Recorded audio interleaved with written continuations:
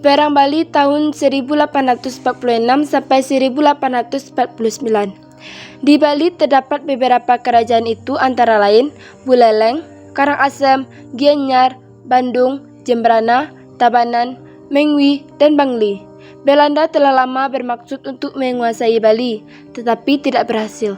Maka seperti biasa, Belanda melakukan perjanjian. Pada tahun 1841, Belanda mengadakan perjanjian dengan raja-raja di Bali. Perlawanan rakyat Bali terhadap Belanda sebagai berikut. A. Perang Buleleng tahun 1846. Sebab-sebab terjadinya Perang Buleleng sebagai berikut. 1. Berlakunya hak tawang karang bagi raja-raja di Bali, yaitu hak raja untuk merampas kapal dan muatannya yang terdampar di pantai Bali. Raja Buleleng merampas kapal-kapal Belanda yang terdampar di Sansit dan Prancah. 2. Belanda menuntut supaya hukum tawan karang dihapus, dan raja-raja di Bali mau mengakui kekuasaan Belanda di Bali serta mau melindungi perdagangan Belanda di Bali.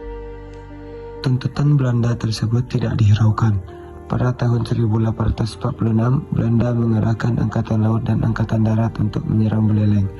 Raja dan Peti Jalatik memimpin rakyat Buleleng untuk berperang melawan Belanda. Karena kalah dalam persenjataan, maka Buleleng jatuh ke tangan Belanda. Belanda menduduki istana Raja Buleleng dan memaksanya untuk menyerah. Penyerahannya ditandatangani dengan penandatanganan perjanjian perdamaian. Isi perjanjian tersebut sebagai berikut. 1. Buleleng mengakui kekuasaan Belanda dan menjadi bagian Hindia Belanda. 2.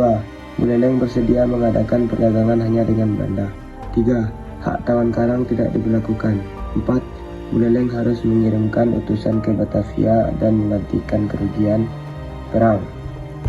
Penandatanganan perjanjian ini sekaligus mengakhiri Perang Buleleng.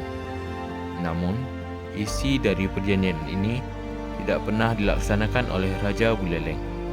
Penyebutan untuk Perang Buleleng terjadi karena pusat peperangannya terdapat di Buleleng. Raja Buleleng dan Patih Gusti Jelantik selanjutnya mengungsi ke desa Jagaraga. Di tempat ini, mereka tetap berusaha melawan Belanda, yaitu dengan membangun benteng dan pusat pertahanan. B. Perang Jagaraga pertama tahun 1848. Raja Buleleng telah mempersiapkan pertahanan yang kuat di Jagaraga, sebelah selatan Buleleng.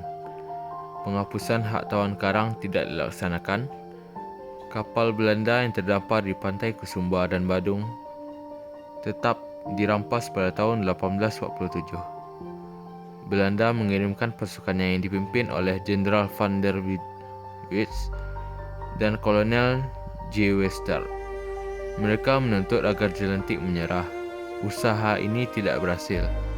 Belanda tidak mampu menguasai Jagaraga dan menarik pasukannya kembali pada tanggal 20 Juni 1848. Perang Jagaraga 2 tahun 1849. Untuk yang ketiga kalinya, Belanda mengirim pasukan ke Bali yang dipimpin oleh Mayor Jenderal Mikael dengan kekuatan lebih banyak. Karena tuntutan Belanda terhadap raja-raja Bali tidak dipenuhi, maka Belanda menyerang lagi. Pada pertengahan bulan April 1849, Belanda dapat merebut benteng Jagaraga dan memaksa rakyat Bali mundur. Perlawanan rakyat Bali dilanjutkan oleh Raja Karangasem. Raja Karangasem mengadakan puputan, yaitu perlawanan sampai mati oleh seluruh keluarga dan pengikutnya.